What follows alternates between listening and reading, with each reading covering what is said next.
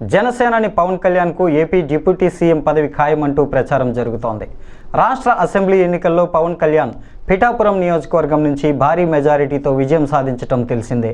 పవన్ కళ్యాణ్ ఇవాళ అనకాపల్లిలోని నూకాంబిక అమ్మవారి ఆలయాన్ని సందర్శించారు. ఆలయ వర్గాలు జనసేనానికి ఆలయ మర్యాదలతో స్వాగతం పలికారు. అనంతరం పవన్ కళ్యాణ్ నూకాంబిక అమ్మవారిని దర్శించుకొని అర్చనలు చేశారు. ఈ సందర్భంగా అర్చకులు ఆయనకు వేదాశీర్వచనాలను అందించారు. ఆలయ అధికారులు పవన్కు అమ్మవారి చిత్రపటాన్ని బహూకరించారు.